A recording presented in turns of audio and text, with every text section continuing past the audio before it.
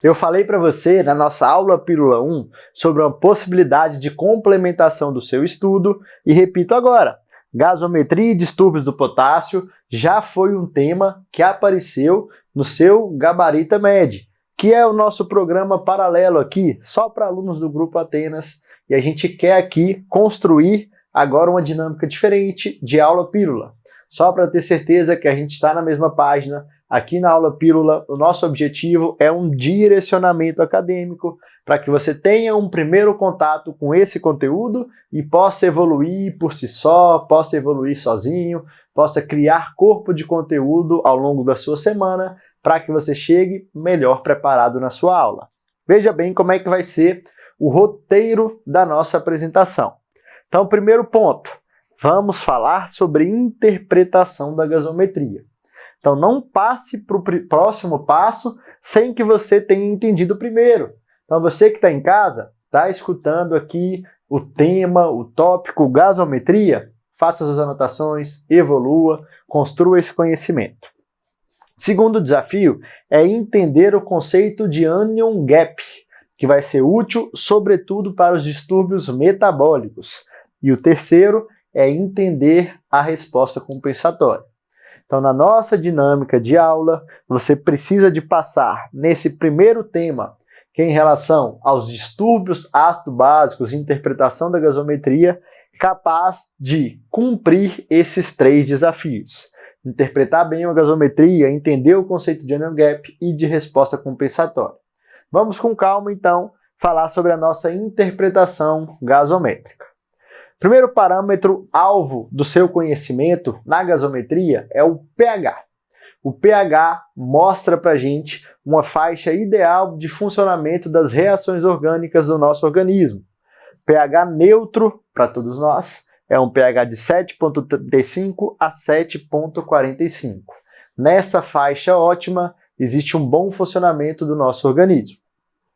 Outro ponto aqui é a pressão parcial de oxigênio. Quantidade de oxigênio que tem aqui no nosso sangue. Na nossa aula de distúrbio ácido básico é um parâmetro que fica aí de lado, mais importante para a sua prática aí na terapia intensiva, na sua enfermaria.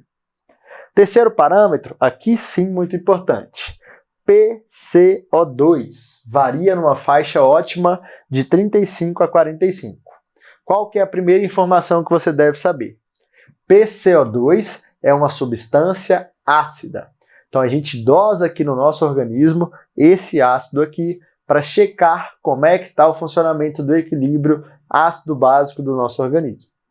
Como que é feito o controle do CO2 no nosso organismo? A partir do pulmão. Então, se eu fizer uma redução da minha frequência respiratória, começo a acumular CO2. Se eu aumentar a minha frequência respiratória, ficar taquipneico, 24, 25, 26, 27, 28, 30 incursões por minuto, PCO2 cai. Então eu consigo regular o meu pH a partir da respiração na atividade do PCO2. Outro ponto aqui para a gente é o bicarbonato. Então, bicarbonato, HCO3, é a principal base do nosso sangue.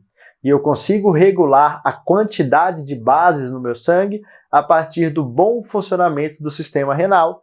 E a quantidade ideal para a gente é entre 22 a 26 mEq de bicarbonato. Então, meu rim, em situações de acidose respiratória, o que ele faz? Aumenta o nível de bicarbonato. Em situações de alcalose respiratória, diminui o nível dessa base. Deu para entender? Só passe para o próximo estágio quando tudo isso estiver bem compreendido. O último ponto de explicação, e que é bem importante, é em relação ao base excess. Então, base excess é um parâmetro gasométrico que mostra para você se o seu sistema renal está ou não em ativação. O sistema renal, ele demora, ele é muito detalhista, ele é muito eficiente e ele faz um trabalho árduo em relação a esse controle de bases. Qual que é o principal ponto que eu quero que você chegue? Que se eu tenho aqui uma atuação do rim, o meu base excess tem alteração. Ele pode ficar muito negativo ou muito positivo. Então essa alteração do base excess mostra que eu tenho um distúrbio agudo ou um distúrbio crônico. Para dar um passo adiante, pessoal, já que você já entendeu essa interpretação da gasometria, depois a gente vai falar sobre os distúrbios. de acidose ou alcalose. Primeiro detalhe que eu quero que você tenha em mente é essa diferenciação. O que é uma acidose? Então, uma acidose é qualquer distúrbio que faz uma alteração dos níveis de pH para um valor abaixo de 7,35. Então, a acidose acontece no meu organismo quando o pH é baixo, menor do que 7,35. E outra variação que pode acontecer do meu pH é em relação à alcalose. Situações onde o pH está maior que 7,45 são situações de alcalose. E aí eu tenho que definir, essa acidose ou alcalose é metabólica ou respiratória? Pensa comigo. A parte metabólica é de controle renal e compreende ao bicarbonato. Se eu tenho um excesso de bicarbonato, automaticamente o meu pH vai ficar, então, alcalino. Então, se eu tenho um pH maior que 7,45 e um bicarbonato maior do que 26, isso é uma alcalose metabólica. Se eu tenho uma redução do bicarbonato, um bicarbonato menor do que 22 e um pH menor que 7,35, eu tenho uma acidose metabólica. Raciocínio muito parecido para a parte respiratória.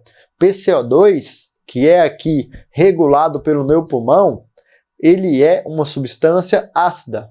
Se eu tenho um acúmulo de PCO2, esse PCO2 fica maior do que 45, o meu pH cai para baixo de 7,35. O pH fica ácido.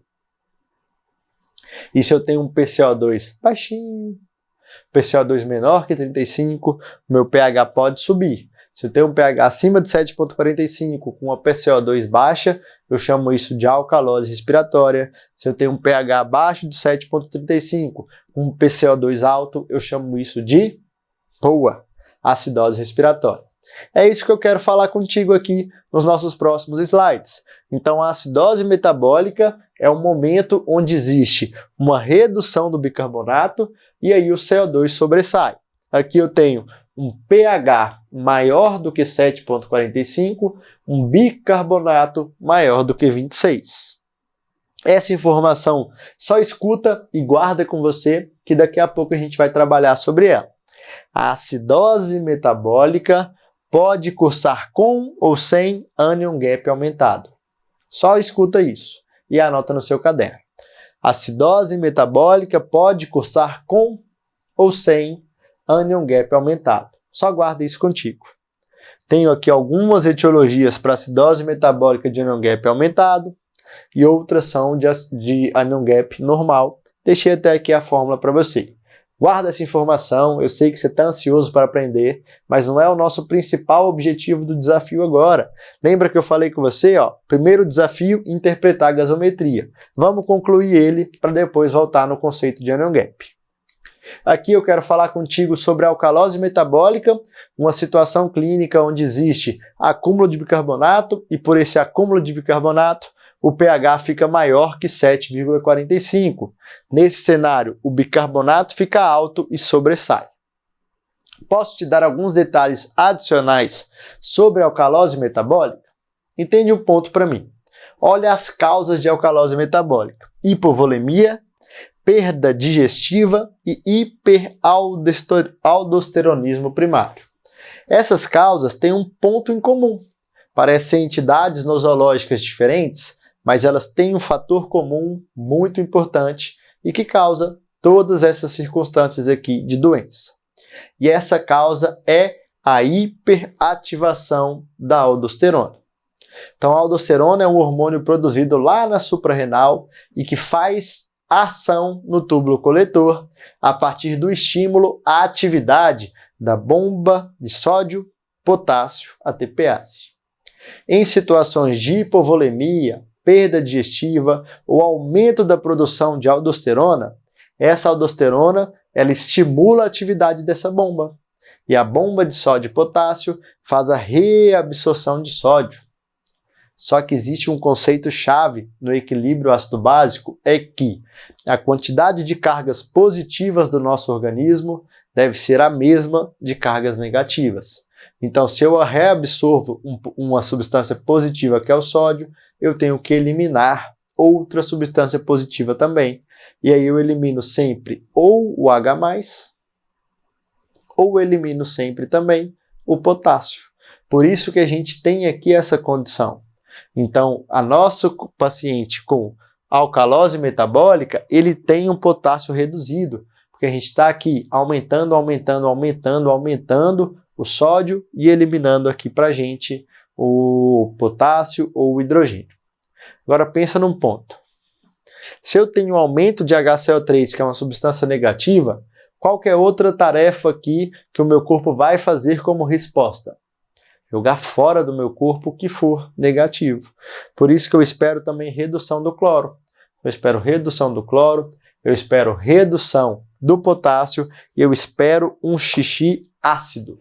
E a gente chama essa acidúria urinária de acidúria paradoxal, no sentido de que, se a minha aldosterona está jogando sódio para dentro do organismo e eliminando hidrogênio, H+, é um ácido.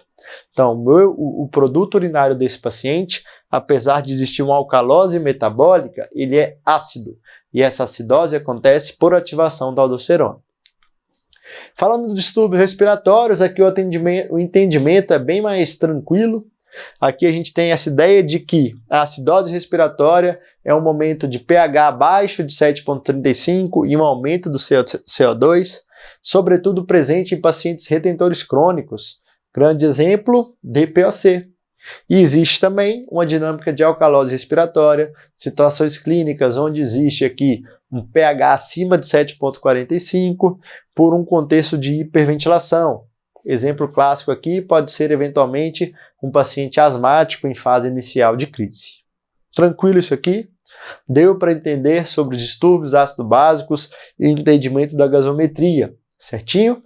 Agora a gente vai falar sobre o segundo conceito aqui, que é o entendimento do anion gap. Pega o primeiro conceito que eu preciso que vocês saibam, que é a ideia de que as cargas positivas e negativas do nosso organismo devem ser as mesmas. Então reflete comigo. Qual que é a principal carga positiva da minha corrente sanguínea? É o sódio. O sódio ele tem concentração aqui no meu organismo de 135 a 145 mEq. Vamos agora analisar a comparação do sódio com as cargas negativas. E as principais cargas negativas do meu organismo são bicarbonato e cloro. O cloro tem uma taxa do nosso organismo que vai entre 95 e 108 e o bicarbonato de 22 a 26. E é aí que mora o entendimento do anion gap. Se a gente somar cloro e bicarbonato, ainda não chegamos no mesmo nível de sódio.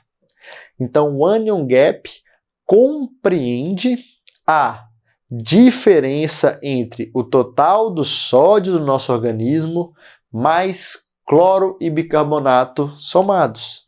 Então, o anion gap nada mais é do que o conjunto de substâncias aniônicas da nossa corrente sanguínea. Entendeu bem? Tranquilo. E esse anion gap, ele costuma transitar de 8 a 12.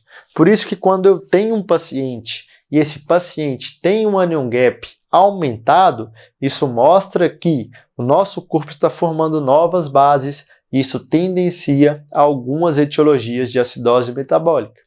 Então, quando existe um paciente com acidose metabólica, é mandatório o cálculo do anion gap, porque temos situações de acidose metabólica com anion gap aumentado. Isso ajuda para mim a entender a etiologia. E existem situações de anion gap normal. Vamos lá, pessoal. Deu para entender isso aqui? Tranquilo? Agora o nosso último desafio aqui dentro dessa aula é entender o contexto de resposta compensatória. Qual que é a nossa dinâmica aqui de conhecimento? Você concorda comigo que dentro de um mecanismo de distúrbio ácido básico, eu tenho dois sistemas que se interagem? Pulmão e rim? Imagino que sim. Se eu tenho um problema renal, o meu pulmão responde. Imagine que o meu rim está provocando retenção da base, que é o bicarbonato. O que o meu pulmão vai fazer? Reduzir a frequência respiratória para equilibrar o pH. Então, a resposta compensatória é uma atitude, seja do meu sistema respiratório ou do meu sistema metabólico, para manter um equilíbrio de pH. Sabe como que isso funciona? Apesar de um sistema muito bem detalhado, muito bem feito e muito harmonioso do meu sistema endógeno, do meu corpo, do meu organismo. Então a gente tem sim essa sensibilidade orgânica para fazer esse controle. Só que existe um limite fisiológico. Por exemplo, o meu pulmão ele fica limitado pelo diafragma, que é um órgão, que é um músculo. Se esse diafragma for hiperativado, ele pode não conseguir sustentar essas respostas compensatórias. Por isso que eu preciso de fazer um cálculo nos distúrbios metabólicos para entender se existe ou não resposta compensatória acontecendo. Porque se eu olhar só para o CO2, eu posso não entender esse limite fisiológico. Complexo, né? Vamos aqui dar um passo para a gente entender. Toda vez que eu tiver um distúrbio metabólico, eu vou calcular se o meu PCO2 está na minha faixa de compensação. A fórmula para acidose metabólica é essa: 1,5 vezes o bicarbonato mais 8. E para alcalose metabólica, bicarbonato mais 15. E aí eu faço essa avaliação de acordo com os dados que eu tenho e comparo. O valor que eu obtive da PCO2 esperada está dentro do que eu quero? É o mesmo? Ou ainda dentro dessa faixa aqui de mais 2 ou menos 2, essa faixa de oscilação? Se estiver, eu considero uma resposta compensatória e esse distúrbio é exclusivamente metabólico. Se não, eu chamo de distúrbio misto. Para entender isso aqui, não tem outro jeito, eu preciso de fazer contigo essa questão. Olha só, juntando tudo aqui que a gente viu na aula. É um paciente de 68 anos, homem, que está no 3º dia de pós-operatório de esofagectomia. Ele iniciou o quadro com dificuldade respiratória e sua saturação caiu. Seus exames laboratoriais mostram um pH de 7,25, um PCO2 de 45, um sódio de 135 e um potássio de 3,8. Além disso, tem um cloro de 95 e um bicarbonato de 13. Vamos olhar para o pH. pH está alto ou baixo? Baixo. Menor que 7,35, isso é uma acidose. Se esse pH está abaixo de 7,35, duas coisas podem justificar. Ou o PCO2 está alto demais e é um distúrbio respiratório, ou o bicarbonato está baixo demais e é um distúrbio metabólico. PCO2 não me parece alto, 45, já o bicarbonato sim, está baixo pra caramba. Então eu tenho aqui uma acidose metabólica. Só que isso não basta. Além de saber que existe uma acidose metabólica, eu preciso primeiro calcular o anion gap. O anion gap deve ser calculado pela sódio a partir da diferença da soma de bicarbonato e cloreto. Meu sódio aqui é 135, cloro de 95, bicarbonato de 13, 135 menos 108 dá 27. Meu anion gap está muito maior que 12. Então eu tenho uma acidose metabólica de anion gap aumentado. E além disso eu tenho que checar a resposta compensatória. Para isso eu pego o número 1,5 e multiplico pelo bicarbonato. Meu bicarbonato é 13 vezes 1,5, 19,5. Então olha só, pessoal. Então eu pego esse valor de 1,5 e multiplico pelo bicarbonato. Eu pego esse valor 13 vezes 1,5, isso dá 19,5 e somo 8 unidades. Então o meu limite fisiológico de PCO2, ele devia ser de 27. 2 pontos para cima, 2 pontos para baixo. Mas não, o PCO2 está muito maior. Então, apesar desse CO2 estar dentro do valor de referência, que é 35,45, ele está muito além do limite fisiológico. É um PCO2 compatível com acidose respiratória. Então, eu tenho uma acidose metabólica com um anion gap aumentado e tenho também acidose respiratória. Porque, embora o PCO2 esteja na faixa de 35 a 45, isso é maior, isso vai além do que eu esperava para esse distúrbio dele. Tranquilo? Entendeu aqui? Beleza, pessoal.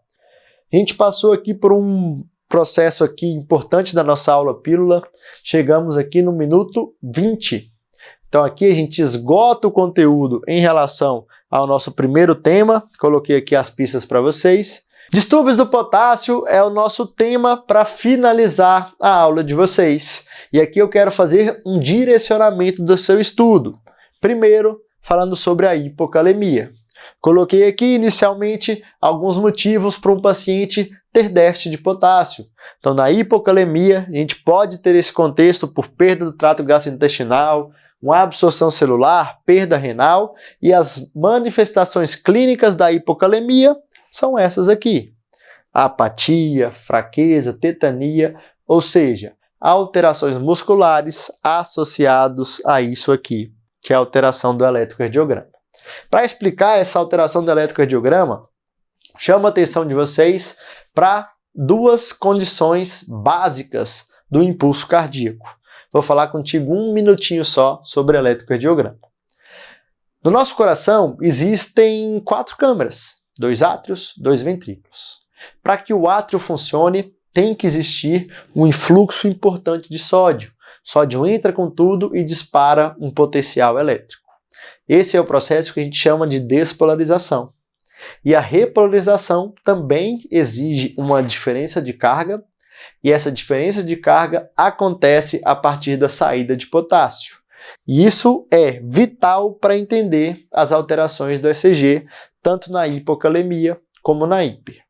Repara bem, na hipocalemia tem pouco potássio na nossa corrente sanguínea. Então o sódio ele não é atrapalhado por esse potássio aqui. Ele entra nos seus canais iônicos de forma ainda mais rápida. Isso é muito importante porque isso gera alteração na despolarização atrial, gera alteração na onda P, a onda P fica diferente, e gera alteração também na repolarização ventricular. Vou mostrar isso para você aqui agora, para você ter entendimento. Então veja bem, quando eu tenho um distúrbio de potássio, eu tenho uma alteração na onda T. Essa onda T diminui e eu tenho aparecimento de uma onda patológica, que é a onda U. Então a onda U é uma onda que não existe em pacientes normais e é meio que uma reação desesperada do átrio ou do ventrículo, na verdade uma reação desesperada do ventrículo de jogar esse potássio para fora. E outra alteração é na onda P. A onda P fica apiculada, porque o sódio entrou com tudo para fazer a despolarização.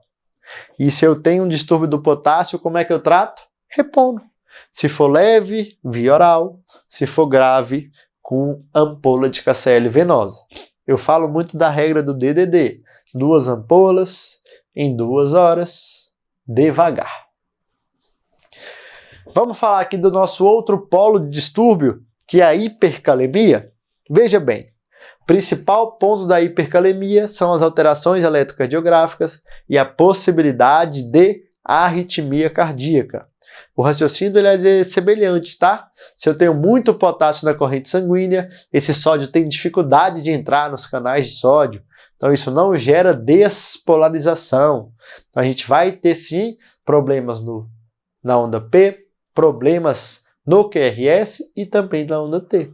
Se eu tenho muito potássio, quando esse parede ventricular, essa câmara ventricular repolarizar, a onda T vai ficar assim muito deformada. Então veja bem o eletrocardiograma de um paciente com hipercalemia.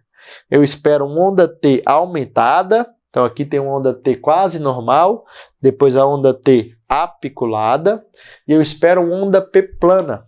O sódio não está entrando para fazer a despolarização atrial. Então a onda P fica cada vez menor. Então a gente vai ter alterações de onda T alta e apiculada, onda P de amplitude diminuída, alargamento do QRS, até gerar um ataque cardíaco ventricular. Então esse é o grande perigo do nosso paciente com hipercalemia. E esse processo ele também guia a abordagem terapêutica. Veja bem, se eu tenho um paciente com hipercalemia grave, eu me importo sim com o potássio. Mas antes disso eu faço uma medida de estabilização cardíaca, eu faço a infusão de gluconato de cálcio, primeiro em bolos e depois repito esse gluconato de cálcio. E além disso eu faço medidas que podem rebaixar o potássio, beta-2 agonistas, insulina, diurético, Surcal, diálise. Então primeiro estabiliza a membrana, depois retira o potássio da célula. Vamos ver se vocês aprenderam? Olha só essa questão. O homem de 68 anos, portador de DRC, em tratamento conservador, trazido para a UPA, queixa de fraqueza muscular intensa, caso clínico até parecido com outro. Eletrocardiograma tem onda T apiculada e simétrica, achatamento do onda P e alargamento do complexo QRS. Qual conduta imediata? Estabilização da corrente da membrana aqui, cardíaca, para a gente não ter uma arritmia. Então, gluconato de cálcio intravenoso com o objetivo de estabilizar a membrana. Vamos seguir. Paciente aqui com quadro de fraqueza muscular progressiva, evoluindo com dificuldade para deambular e cãibras. A força muscular dela grau 3, reduzida. E aí a gente fez o exame, nesse exame tinha um potássio de 2,1. Existe uma hipocalemia grave. Vou repor. Como? Cloreto de potássio, intravenosa e em acesso venoso periférico. Então está tudo aqui muito bem esclarecido dentro da nossa dinâmica. Então o que eu quero que você saiba em relação aos distúrbios do potássio? Reconhecer o motivo desse distúrbio, reconhecer as alterações eletrocardiográficas da hipo e da hipercalemia e também o tratamento. Não deixe de ter em mente essa dinâmica. Se eu tenho um paciente com hipercalemia, primeiro o gluconato de cálcio, depois se reduz esse potássio. Beleza? Certinho? Na prática isso é até simultâneo, tá? Você não vai fazer o gluconato de cálcio, esperar e só depois reduzir potássio. Não é isso que eu tô te falando. Lembra de conduta imediata, sempre gluconato de cálcio. Fechou aqui nossa conversa? Tchau, tchau. Prazer.